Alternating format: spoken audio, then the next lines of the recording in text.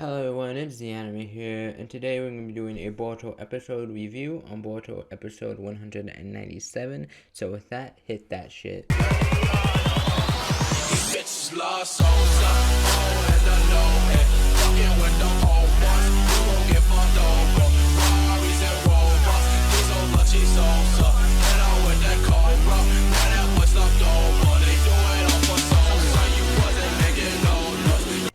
So the episode begins with Kasha Koji kind of just having a little spy-in on Kawaki, seeing where he's at.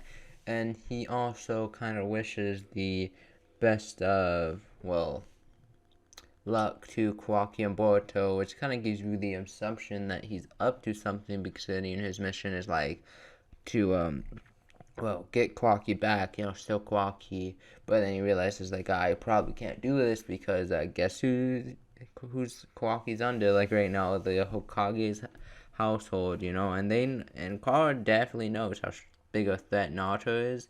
Even Jigen, Naruto's not. I mean, might be a threat to Jigen. I'm not gonna say whether he is or not. So yeah. So the car organization knows how much of a threat that, Naruto is, and they know that most of the members, if any of them, can't beat, Naruto in a one-on-one fight, maybe teaming up. So, yeah, so Kashin Koji's like, okay, I'm just gonna watch him and wishes the best of luck to, Kawaki and Boruto since they're karmas or whatever, so, yeah, just giving you some things to think about. Then it transitions over to Kawaki just fixing the vase, and Himonari just like kind of looking over at Kawaki and trying to hide, and like Kawaki's like, aren't you two like old to be playing hide and seek? And Himonari's like, oh, I didn't know you can see me. So then basically what happens is they have a little conversation, and Kawaki kind of says, like, it's kind of a waste of my time to be doing this, but I'm going to do it since, Boruto wants me to. Just to kind of earn his trust. Him and I, it's like, you don't have to. I mean, that vase is perfectly fine that you have there. I'm fine. And then Kawaki's like, I kind of have to. Even though it's a waste of my time. So then Himonari is like, okay, then Boruto, kind of walks into the room, is like, yo, are you gonna fix that vase or you just gotta stop? Like, are you one person to like start something and then just quit it? And they're kind of like reflecting like each other's personality. Like Boruto, how he kind of like tries to find cheats to something, so he kind of like stops something and quits it. It's just something that you can kind of see that Boruto's kind of reflecting his own personality onto Kawaki a little bit, even though Kawaki's like, no, that's no, I'm not quitting. I'm just saying it's kind of a waste of my time to do this, but I'll still finish it. And also, like, another thing you have to know is that, as in terms of this base, like, it has a, like, literary importance, as kind of Kawaki. It is Kawaki in a way, like, him rebuilding his humanity, like, not to go too deep, like, it's not too deep, but the vase is basically symbolizing Kawaki's humanity.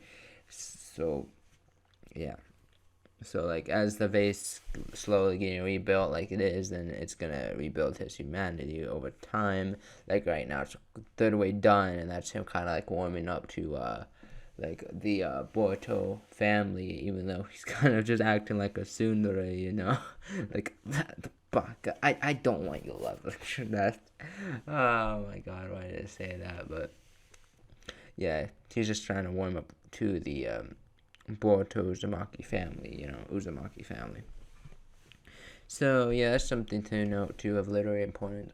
But then after this scene, we go to kind of something that relates to something that's happening into the manga right now, which I'm not gonna know anything about because obviously this is an anime review, not a manga review.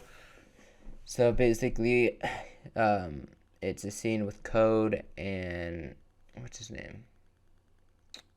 Code and the scientist dude, okay. Amato, sorry. Code and Amato.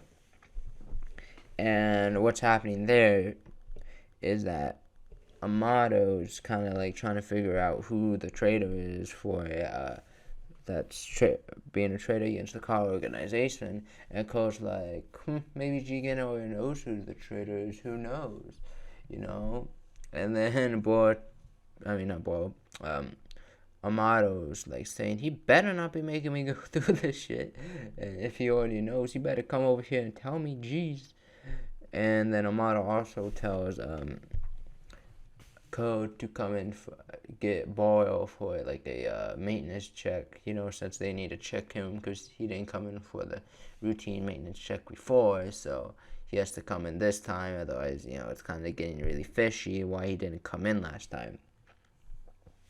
So that's kind of just like setting up something in the manga that wasn't set up in the manga. So that's good that they're like doing things like that, to make things like not much as an ass pull when it gets to the anime, which by the pacing it looks like it's gonna get there like this year through the manga. So that's good that they're setting that up and the way that they're doing it too, so it's not like interfering with the anime that much. It's just a quick scene, which makes sense. That's all you really need is a quick scene.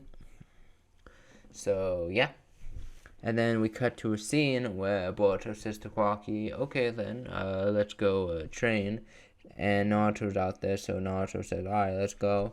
And basically what they're going to be doing here is that they're going to be training the Karma Seal, or Boruto's going to be training his Karma Seal so that he can get more powerful and get control of it.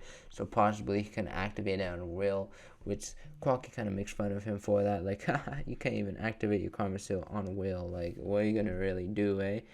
What are you going to do? So after that slight teasing, Kwaki basically and Boruto, they start going at it, and it's basically almost a carbon copy of the manga with a couple more scenes added just to make it a little bit more memorable, even though this fight really wasn't that memorable. But hey, it's just a training little thing, so kind of shows off the power of the Karma, like against another Karma user.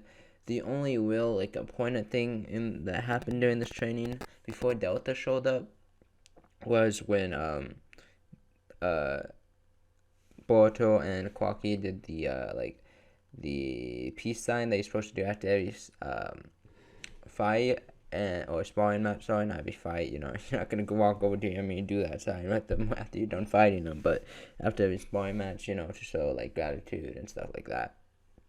And once they do that and touch, then Momoshiki appears to Boruto, which has happened a couple times before, it seems, based off his reaction. Like, do you ever, like, shake randomly, when Boruto says that? And honestly, it's probably because Momoshiki's actually in Boruto's body, so, and Jigen's not in Kawaki's body or whatever, so, yeah. So Momoshiki kind of appears in front of Boruto, and then he's like, hey, do you ever, like, have, like, shakes to, like,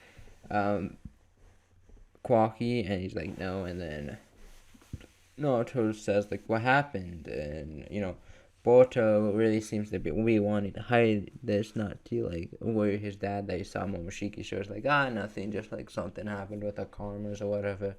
And Naruto's like, alright. So then after this, you see Delta getting a little upset because basically Caution Koji is like not showing up at all and hasn't finished his mission. So Delta just decides to go into village and face, basically Naruto alone, which will be her downfall, it seems, because who knows if she could beat Naruto or not. Maybe Kwaki will get captured, maybe he won't.